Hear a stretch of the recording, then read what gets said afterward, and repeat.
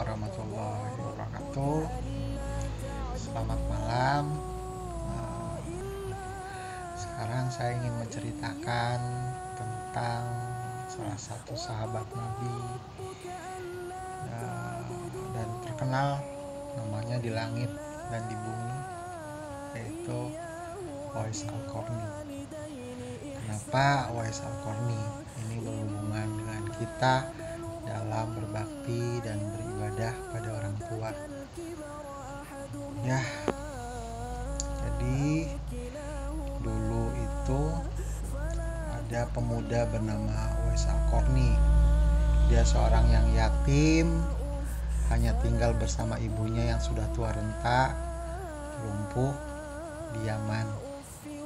Nah, Uwais juga memiliki penyakit belang di tubuhnya. Uwais dan ibunya adalah keluarga fakir. Rasulullah sempat berpesan kepada Umar bin Khattab dan Ali bin Abi Thalib untuk mencari Uwais. Nah, carilah ia Uwais Al-Qarni dan memintalah kepadanya agar memohonkan ampun untuk kalian. Sabda Rasulullah seperti diriwayatkan dalam hadis Sahih Muslim. Siapa sebenarnya Uwais Al-Qarni sehingga begitu istimewa bagi Rasulullah?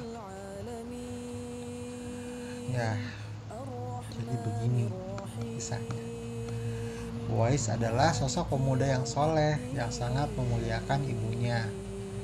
Uwais senantiasa merawat dan memenuhi semua permintaan ibunya. Pada satu waktu, Uwais minta izin pada ibunya untuk berjumpa dengan Rasulullah SAW yang saat itu berada di Madinah. Ibunya mengizinkan dan berpesan pada Uwais agar cepat pulang karena merasa sakit-sakitan. Sampai di Madinah, Uwais langsung menuju rumah Rasulullah. Namun sayang, Uwais tidak bisa menemui Rasulullah sebab Rasulullah sedang dalam medan perang. Teringat pesan sang ibu agar lekas kembali ke Yaman, Uwais dengan terpaksa pamit pada Siti Aisyah radhiyallahu an, istri Rasulullah yang ketika itu ada di rumah. Tak lupa ia menitipkan salam untuk Rasulullah. Kisah lain dari Uwais adalah senantiasa memenuhi keinginan ibunya. Sang ibu yang sudah tua sangat ingin sekali pergi haji. Padahal dengan kondisi ketika itu yang tidak ada materi, uang, Uwais merasa berat untuk memenuhi keinginan sang ibu. Dari Yaman, perjalanan ke Mekah sangatlah jauh, melewati padang tandus yang panas. Orang-orang pergi ke Mekah biasanya menggunakan unta untuk membawa banyak perbekalan. Uwais terus berpikir bagaimana caranya agar ibunya bisa berangkat ke tanah suci. Kemudian dibelilah seekor anak lembu dan Uwais membuat kandang di puncak bukit. Setiap pagi ia bolak-balik menggendong anak lembu naik turun bukit. Namun banyak orang-orang yang menganggap aneh, itu tindakan aneh. Setelah 8 bulan, berat lembu itu mencapai 100 kg.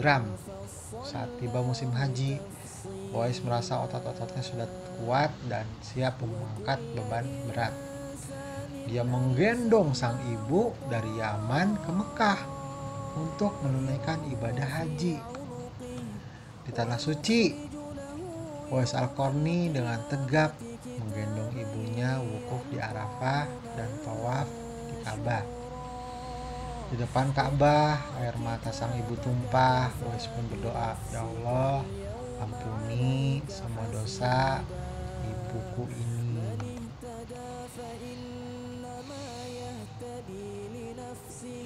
Dan setelah itu ibunya berkata, "Uwais, nak, mengapa engkau tidak mendoakan meminta ampun pada Allah untuk mengampuni dosamu?" Namun Uwais menjawab, dengan terampuninya dosa ibu, maka ibu akan masuk surga. Cukuplah ridho dari ibu yang akan membawaku ke surga, jawab Uwais.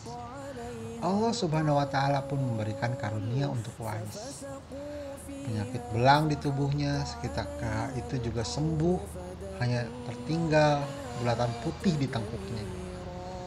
Tanda di tengkuk itu merupakan tanda bagaimana disebutkan Rasulullah pada Umar bin Khattab dan Ali bin Abi Thalib untuk mengenali Uwais.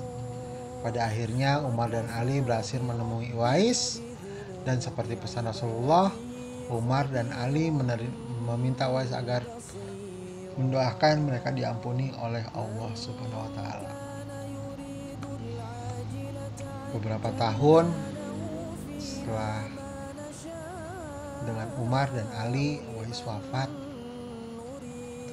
Masyarakat Yaman seketika itu heran, sebab banyak orang yang berebut untuk memandikan, mensolatkan, dan menguburkan jenazah Uwais.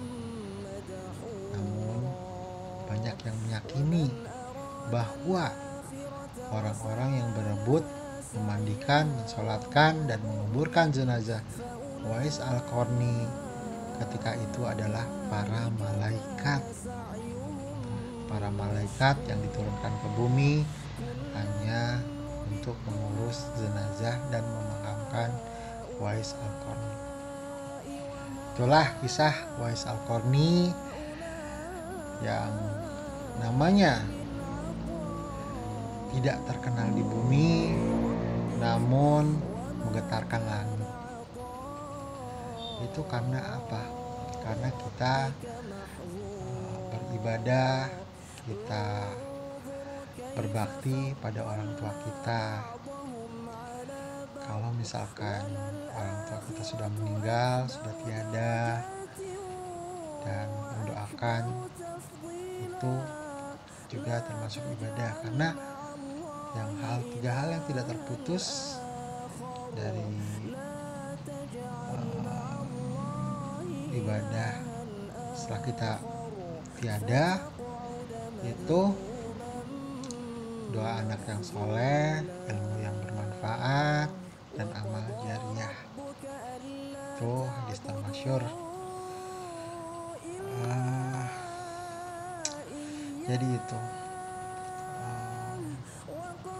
dalam Islam kita diwajibkan untuk beribadah, berdoa, atau berbakti pada orang tua kita,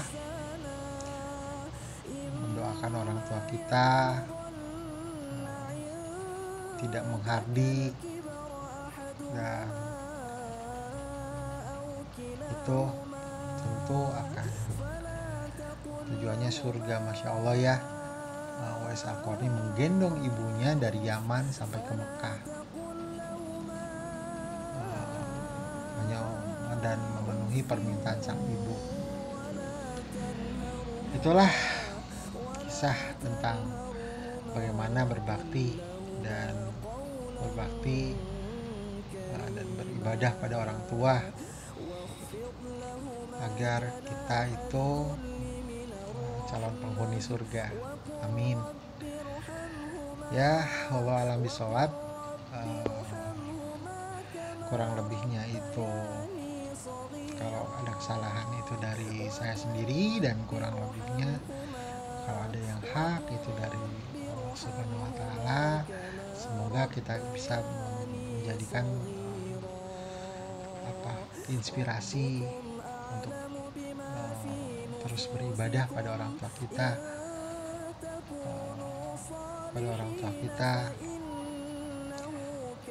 dengan kasih sayang, dengan kelembutan,